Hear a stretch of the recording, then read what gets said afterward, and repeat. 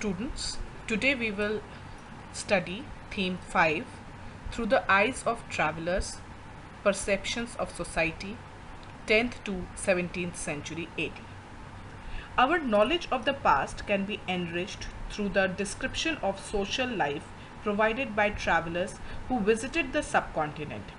Generally, they recorded everyday activities and practices of common men along with the descriptions of the kings. Al-Biruni, Ibn Battuta, and Francisco Berner were three famous travelers who visited the subcontinent from the 10th to the 17th century AD. Al-Biruni was from Uzbekistan, Ibn Battuta was from Morocco, which is in northwestern Africa, and Francois Bernier was a Frenchman.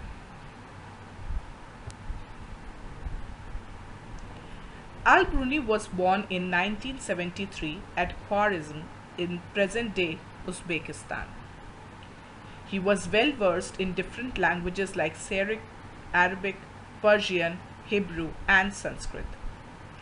In 1017, with the invasion of Khwarizm, he arrived in Ghazni as a hostage, but gradually developed a liking for the city and interest for India.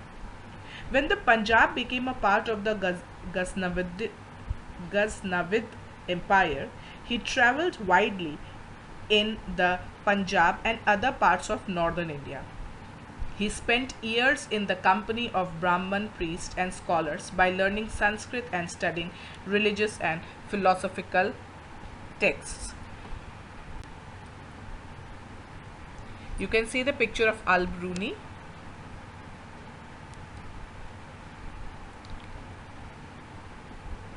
He wrote Kitabul Hind, or the Book of India, which was one of the earliest encyclopedias about South Asia and its people.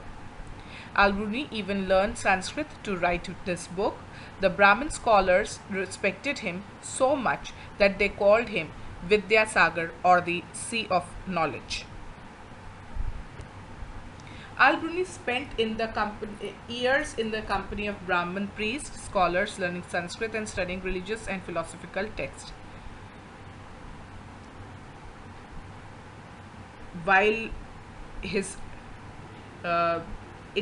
itinerary is not clear, it is likely that he traveled widely in the Punjab and parts of northern India. Al-Biruni's expertise in several languages allowed him to compare language and translate text. He translated several Sanskrit works, including Patanjali work on grammar to Arabic. For his Brahmin friends, he translated the work of Lucid into Sanskrit. The Kitabul Hind. Al-Biruni wrote Kitabul Hind in Arabic in a simple and lucid manner. In writing this book, he adopted distinctive method in each chapter. He began with a question. Following this was with a description based on Sanskritic tradition and concluding with a comparison with other cultures. It is a voluminous text including 80 chapters covering subjects like religion, philosophy, festival, astronomy, manners and customs, ways and measures, laws and meteorology, etc. Kitabul Hind was translated in English by E.C. Sancho. Al-Biruni wrote in Arabic, probably intended his work for people living along the frontiers of the subcontinent. He was familiar with translations and adaptation of Sanskrit, Pali and Prakrit texts into Arabic. These ranged from fables to work on astronomy and medicine. However, he was also critical about the ways in which these texts were written and clearly wanted to improve them.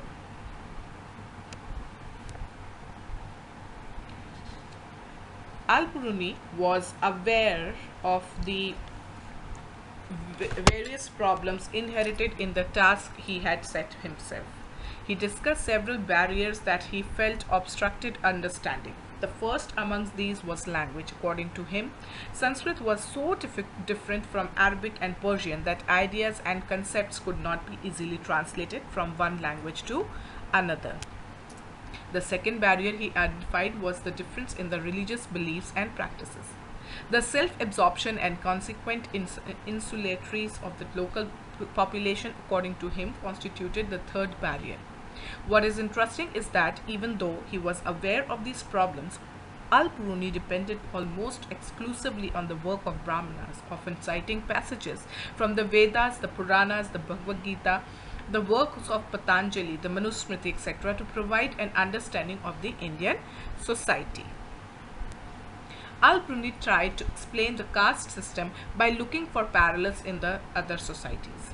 He noted that in ancient Persia, four social categories were recognized: those of knights and princes, monks, fire priests and lawyers, physicians, astronomers and other scientists, and finally peasants and artisans. In other words, he attempted to suggest that social divisions were not unique to India. At the same time, he pointed out that within Islam, all men were considered equal, differing only in their observance of piety. In spite of his acceptance of the Brahmical descriptions of the caste, Al-Biruni disapproved of the notion of pollution. He remarked that everything which falls into a state of impurity strives and succeeds in regaining its original conditions of purity. The sun cleans the air, and the salt in the sea prevents the water from becoming polluted. If it were not so, insisted Al-Biruni, life on earth would have not been possible. The concept of social pollution intrinsic to the caste system was, according to him, contrary to the laws of the nature. As we have seen, Al-Biruni's description of the caste system was deeply influenced by his study of standard Sanskrit texts, which laid down the rules governing the system from the point of view of the Brahmanas. However, in real life, the system was not quite as rigid. For instance, the category defined as Antyaja were often expected to provide inexpensive labor to both peasants and zamindars. In other words, while they were often subjected to social oppression, they were included within economic networks. The term Hindu was derived from an old Persian word used in the 5th and the 6th century BC to refer to the region east of the river Sindhu, ya Indus. The Arabs continued the Persian usage and called this region Al-Hind and its people Hindi. Later, Turks referred the people east of the river Indus as Hindu, their land as Hindustan, and their language as Hindavi. None of these expressions indicated the religious identity of the people. It is much later that the term developed as a religious term. Now we will talk about Ibn Battuta and what he observed in India. Ibn Battuta's book of travel, called Rihala, written in Arabic. This book provides extremely rich and interesting detail about the social and cultural life in the subcontinent in the 14th century. Ibn Battuta went to far-off places exploring new worlds and people. This Morocco traveler was born in Tangier into one of the most respectable and educated families known for their expertise in Islamic religious laws or Sharia. True to the tradition of his family, Ibn Battuta received literary and scholastic education when he was quite young. Unlike most other members of his caste, Ibn Battuta considered experience gained through travel to be a more important source of knowledge than books. He just loved traveling and went far-off places, exploring new worlds and people. Before he set off for India in 1332-33, he had made pilgrimage trips to Mecca and had already traveled extensively in Syria, Iraq, Persia, Yemen, Oman, and a few trading ports on the coast of the East Africa. Traveling overland through Central Asia, Ibn Battuta reached Sindh in 1333. He had heard about Muhammad bin Tughlaq, the Sultan of Delhi, and attracted by his reputation as a generous patron of arts and letters, set off for Delhi, passing through Multan and Uch. The Sultan was impressed by his scholarship and appointed him the Qazi or judge of the Delhi. He remained in that position for several years until he fell out of favor and he was overthrown into prisons. Once the misunderstanding between him and the Sultan was cleared, he was restored to imperial services and was ordered in 1342 to proceed to China as the Sultan's envoy to the Mongol ruler.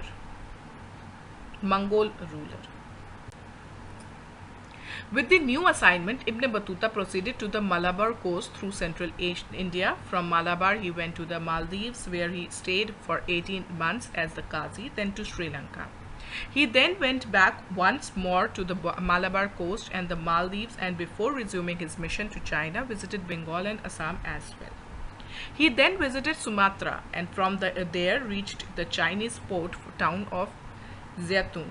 He traveled extensively in China and decided to return home in 1347. His account is often compared with that of Marco Polo, who visited China from his home base in Venice in the late 13th century. Ibn Battuta recorded in detail his observation about new cultures, people, beliefs, values, etc. in his Kitabul Rihala, translated into English by Mehdi Hussaini. We need to bear in mind that his globe-trotter was traveling in the 14th century, when it was much more arduous and hazardous to travel than it is today. According to Ibn Battuta, it took 40 days to travel from Multan to Delhi and about 50 days from Sindh to Delhi. The distance from Daulatabad to Delhi was covered in 40 days, while that from Gwalior to Delhi took 10 days.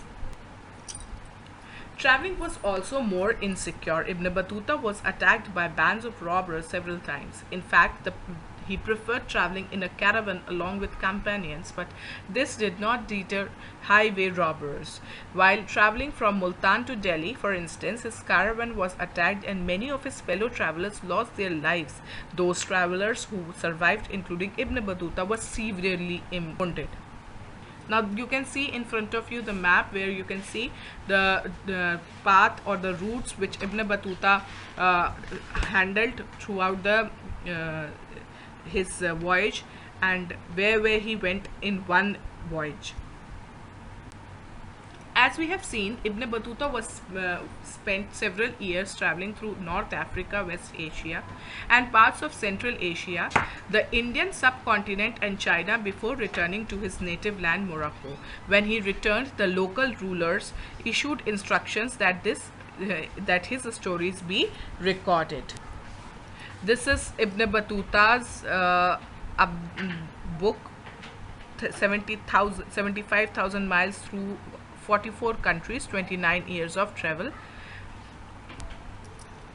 In the centuries between 1400 and 1800, visitors to India wrote a number of travelogues in Persian. At the same time, Indian visitors to Central Asia, Iran and Ottoman Empire also sometimes wrote about their experiences.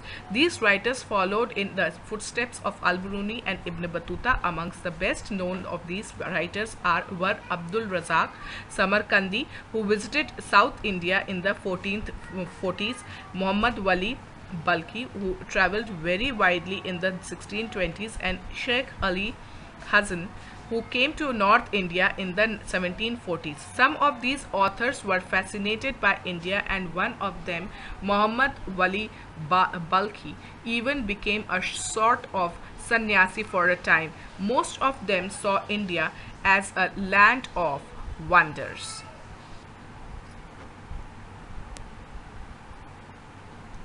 The Life of Sheikh Muhammad Ali Hassan, you can see by Abdul Razak. Marco Polo, The Traveler.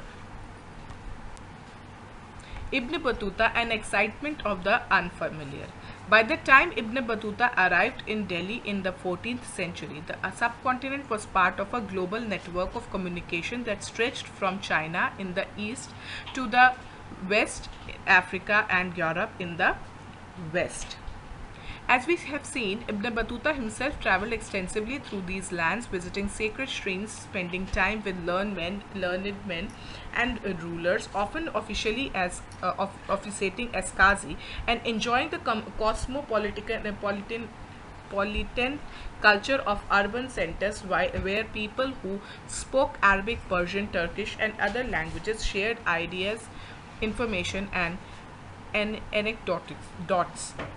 These included stories about men noted for their pious kings who could be both cruel and generous, and about the lives of ordinary men and women. Anything that was unfamiliar was particularly highlighted in order to ensure that the listeners or the reader was suitably impressed by accounts of distant yet accessible worlds. Some of the best examples of Ibn Battuta's strategies of representation are evidences in the ways in which he described the coconut and the pan, two kinds of plant produced that were completely unfamiliar to his audience. These trees are among the most peculiar trees in kind and most astonishing in habit.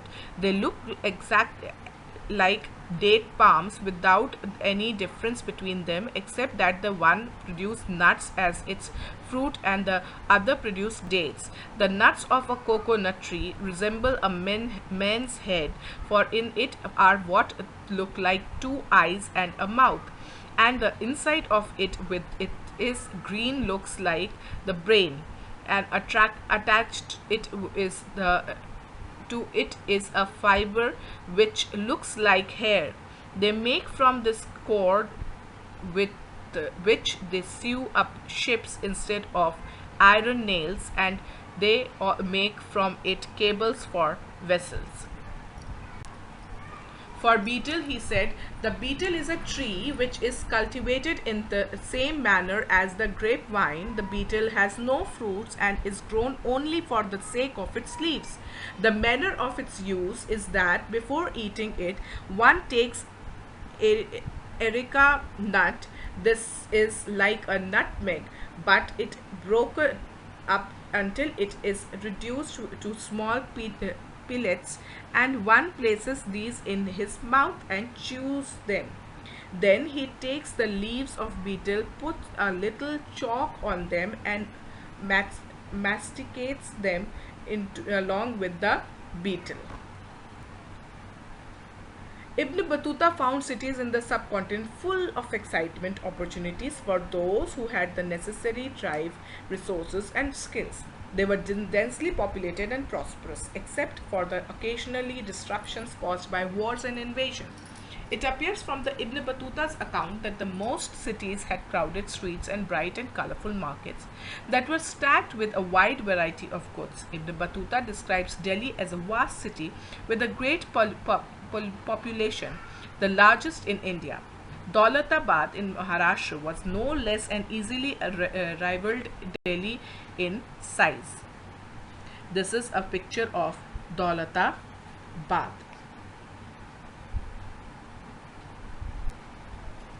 The bazaars were not only places of economic transactions but also the hub of social and cultural activities. Most bazaars had a mosque and a temple, and in some of them at least spaces were marked for public performances by dancers, musicians and singers. While Ibn Battuta was not particularly concerned with explaining the prosperity of towns, historians have used his account to suggest that towns derived a significant portion of their wealth through the appropriation of surplus from villages. Ibn Battuta found Indian agriculture very productive because of the fertility of the soil, which allows farmers to cultivate 2 crops a year. He also noted that the subcontinent was well integrated with inter-Asian networks of trade and commerce, with Indian manufacturers being in great demand in both West Asia and Southeast Asia, fetching huge profits for artisans and merchants.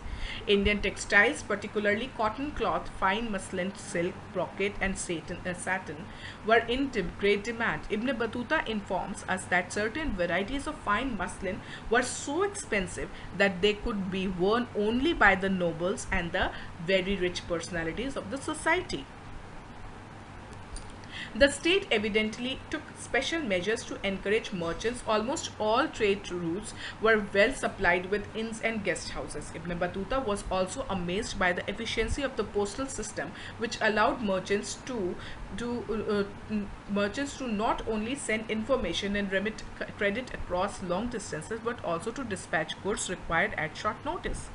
The postal system was so efficient that while it took 50 days to reach Delhi from Sindh, the news reports of spies would reach the Sultan through the postal system in just 5 days. Now we will talk about Francois Berner, a doctor with a difference.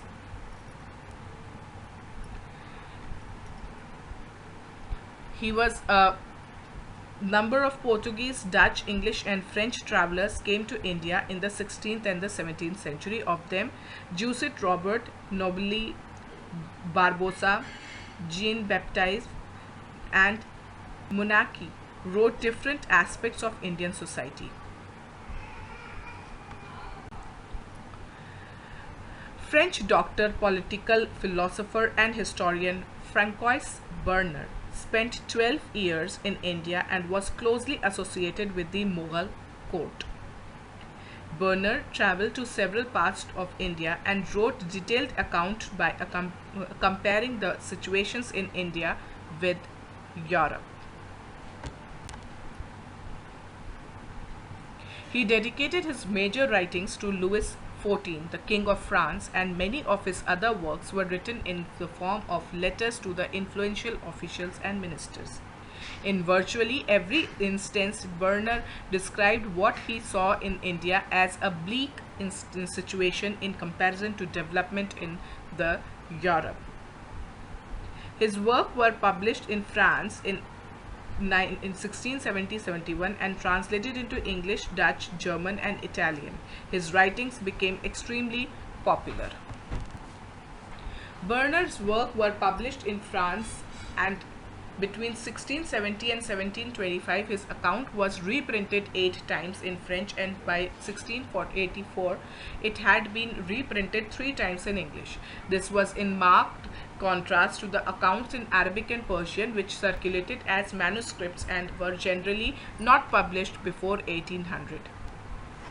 If Ibn Battuta chose to describe everything that impressed and excited him because of its novelty, Francois Berner belonged to a different intellectual tradition. He was far more preoccupied with comparing and contrasting what he saw in India with the situation in Europe in general and France in particular, focusing on situations which he considered depressing. His idea seems to have been to influence policymakers and the intelligentsia to ensure that they made with what he considered to be the right decision. Berner's travel in the Mughal Empire provides a detailed observation and critical insights. He constantly compared Mughal India with contemporary Europe. He emphasized the superiority of the European society. According to Berner, one of the fundamental differences between Mughal India and Europe was the lack of private property in the Indian society. He had a firm belief in the virtues of private property. Crown ownership of the land was harmful for both state and its people. He thought that Mughal emperor owned all land and distributed it among the nobles. He argued that land under the crown ownership could not be passed on to their children, so they were averse to any long-term investment in the sustenance and the expansion of production. The absence of private property presented the emergence of the classes of improving landlords, as it was in Western Europe to maintain and improve the land. It had ruined the agriculture and oppressed the peasants and the living standards of all sections in the society, declining except the ruling aristocracy. Berner described Indian society as consisting of the undifferentiated masses of a very rich and powerful ruling class. There was a wide gap between the poorest of the poor and richest of the richer. He says there is no middle state in India. Berner's described the Mughal Empire as the king of beggars and barbarians. Its cities and towns were ruined and contaminated with ill air, and its fields overspread with bushes and full of pestilential marshes. He attributed all these problems to the crown ownership of the land. Berner said that there was the practice of crown ownership of land and no private ownership of land or private property. But none of the Mughal official documents show that the state was the sole owner of the land. According to the official chronicle of Akbar's reign, Abdul Fazl, the Mughal emperor, collected only the remunerations from the people for the protection given by the state, and no rent was collected. Berner regarded the remuneration as land revenue, since it was very high sometimes. Berner's description of land ownership influenced Western theorists from the 18th century onwards. For instance, the French philosopher Montesquieu used Berner's account and developed the idea of Oriental despotism. According to the idea, in Asia, the kings enjoyed absolute authority over his subjects and owned all lands. There was no private property. All people except king and nobles struggled for survival. Karl Marx further developed the idea of Oriental despotism as Asiatic mode of production. Marx observed that before colonialism, surplus production was appropriated by the states. This led to the emergence of a society that was composed of a large number of autonomous and egalitarian village communities. The imperial courts respected these villages as long as the flow of surplus was continued. Marx regarded this as a stagnant system. Berner's description occasionally hint at a more complex social realities. Artisans had no incentive to improve the quality of their manufacture. All profits were appropriated by the state. Manufacturers were elsewhere declining. At the same time, he agreed that the vast quantities of the world's precious metals flow into India as manufacturers were exported in exchange for gold and silver. He also mentioned that there existed a prosperous merchant community engaged in long-distance trade. During the 17th century, about 15% of the population lived in towns. Berner described Mughal cities as cape towns, which were dependent upon imperial patronage. There were all kinds of towns: manufacturing towns, trading towns, port towns, sacred centers, pilgrimage towns, etc. The existence of towns indicates the prosperity of the merchant communities and professional classes. Merchants had a strong community or kin ties and were organized into their own caste-cum-occupational groups. In Western India, these groups were called Mahajans and their chief the Seth. In the urban centers such as Ahmedabad, the chief of the merchant communities, who was called Nagar Seth, collectively represented the Mahajans. Urban groups, including professional groups such as physicians, teachers, lawyers, painters, architects, musicians, calligraphics, etc. While some depend on the imperial patronage, many made their living by serving other patrons, while still others served ordinary people in crowded markets and bazaars. Travelers who left written accounts were generally men who were not interested in the condition of women in the subcontinent. Sometimes they took social inequalities as natural. For instance, slaves were openly sold in the market like any other commodity and were regularly exchanged as gifts. When Ibn Battuta reached Sindh, he purchased horses, camels, and slaves as gift for Sultan Muhammad bin Tughlaq. When he reached Multan, he presented the governor with a slave and a horse together with raisins and almonds. Muhammad bin Tughlaq informed Ibn Battuta was so happy with the sermon of a preacher named Nasiruddin that he gave him 100,000 tankas and 200 slaves. It appears from Ibn Battuta's account that there was considerable differentiations among slaves. Some female slaves in the services of the Sultan were expert in music and dance, and Ibn Battuta enjoyed their performance at the wedding of the Sultan's sister.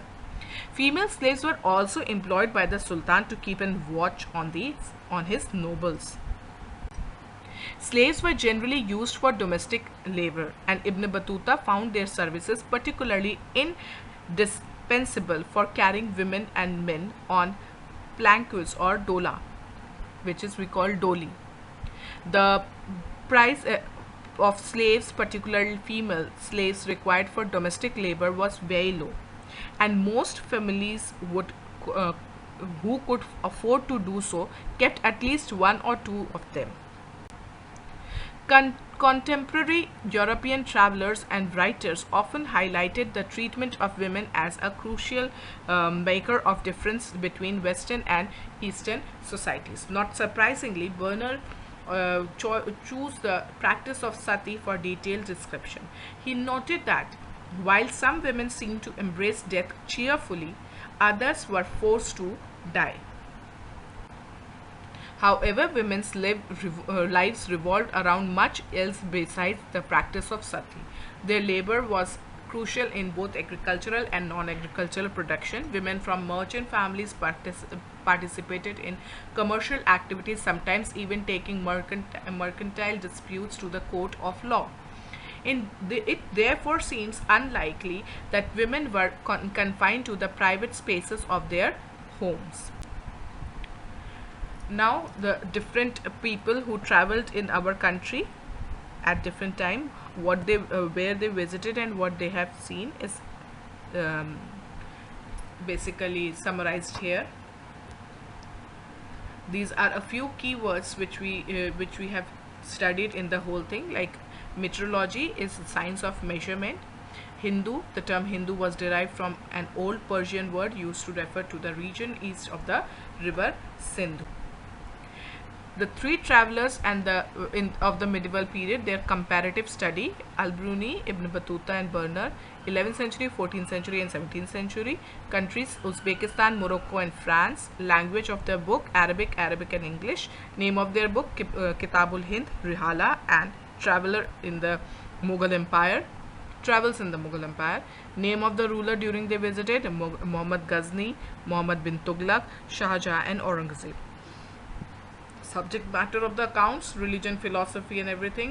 The coconut and palm, Indian cities, agriculture, trade and commerce, communication system and slavery, ownership of land, kinds of towns, artisans, etc.